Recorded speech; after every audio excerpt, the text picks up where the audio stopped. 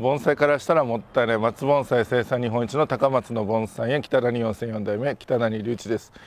今回のテーマは松盆栽とね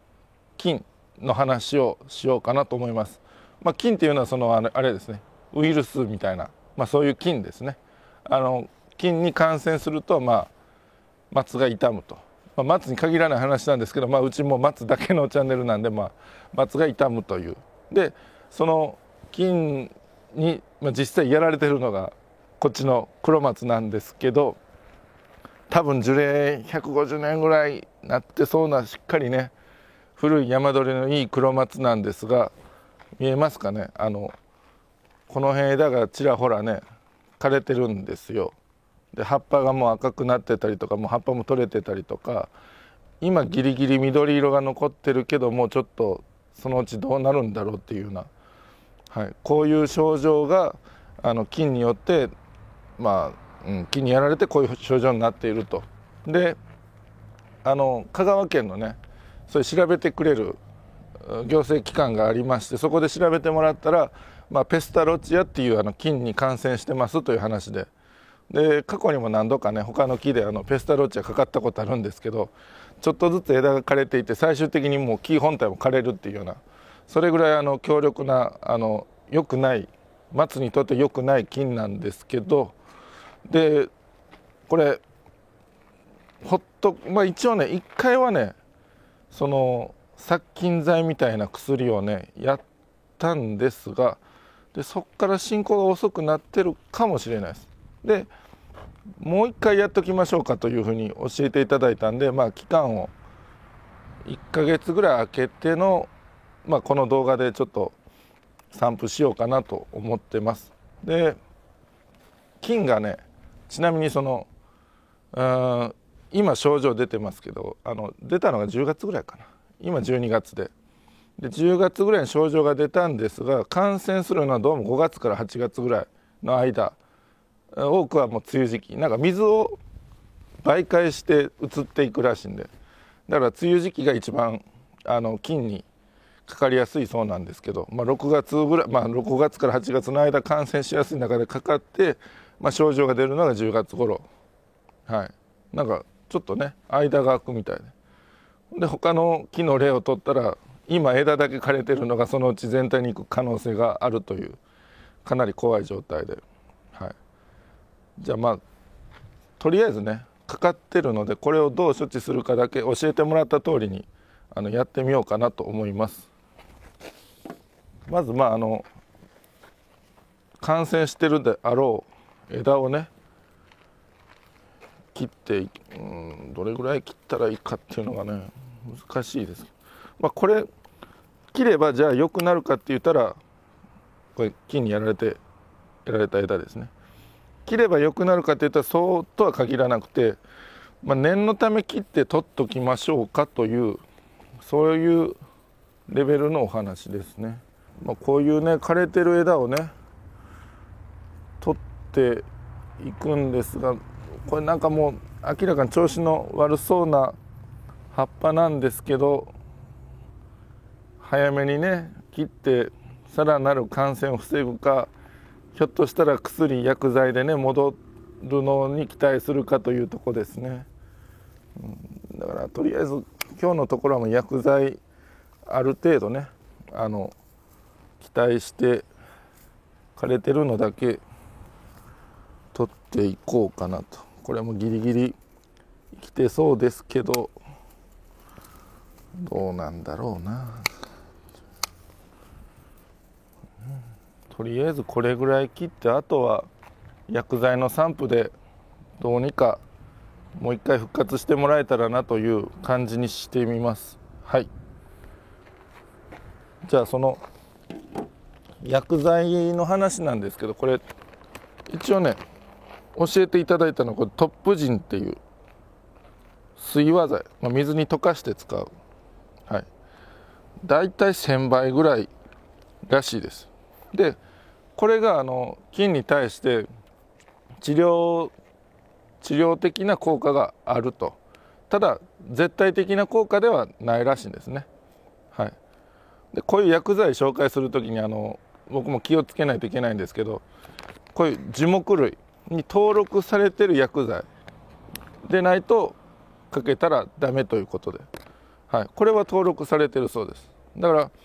殺菌剤って書いてる薬いっぱいあるんですけど、その中で登録されてない薬も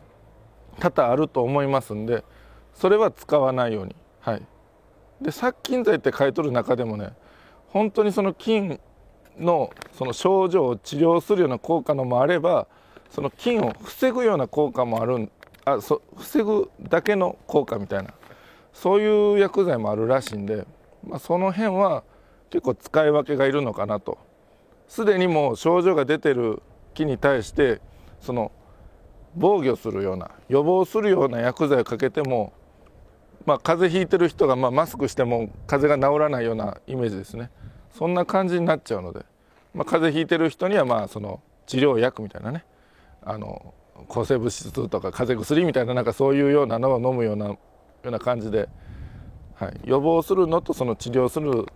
のとはまた使い分けが必要だそうです。はい、これは完璧ではないけどある程度治療効果があるらしいので、これに期待してこれをかけてみるということで、これをすでに水に溶いてあるものがあるんで、それを今からかけてみようかなと思います。はい、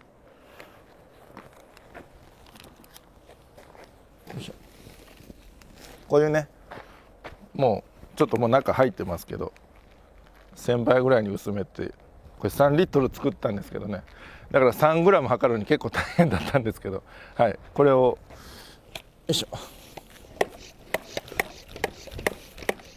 じゃあ早速ね、この簡単な手押しのポンプでかけていってみます。しっかりね、結構入り込んでる可能性があるんで、もう葉っぱや枝や幹にも全部かかってた方がいいんじゃないかなと思います。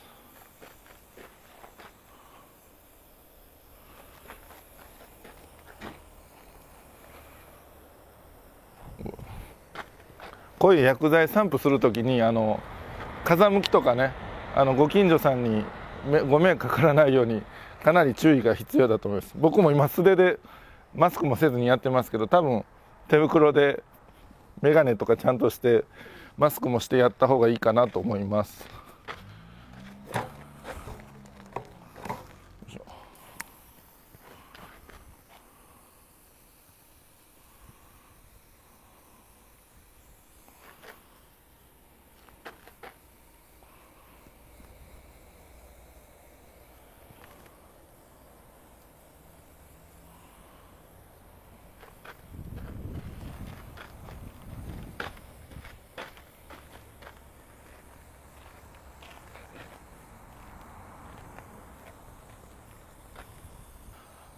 あとこの木ね、そのものにもかけるのは当然なんですが、念のためこの木が置いてあった周りの木にもこの薬剤かけた方がいいんじゃないかなと思います。感染してる可能性がゼロとは言えないので。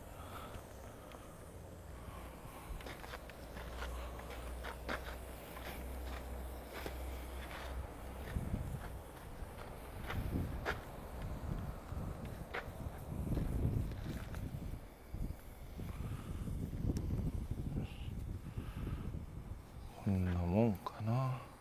もうちょっとこうか。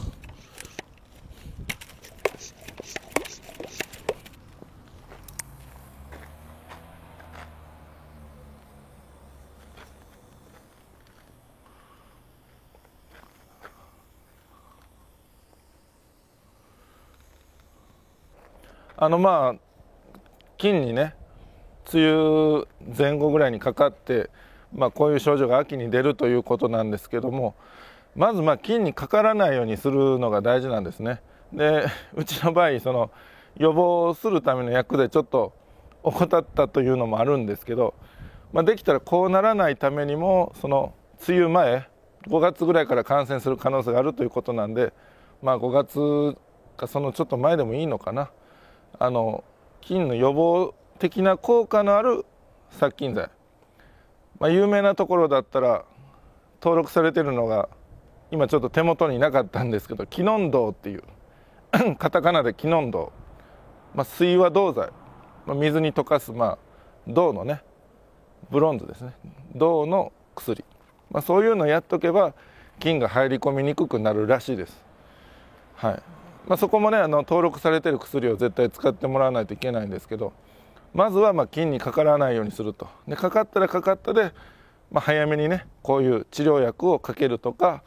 感染している枝を切るとか、そういうようにしていただけたらなと思います。これでもね完全にこれからのその枝枯れをね防いでいけるかどうかはまだ分かんない感じなんで、どうなるのかなってちょっと怖いですけど、とりあえずねできる限りの治療はして、様子を見るしかないかなと。皆さんこういう風な感じにならないようにお気をつけください。今回は以上です。盆栽からしたらもったいない北谷4世4代目北谷隆一でした。チャンネル登録高評価メールマガジンもよろしくお願いします。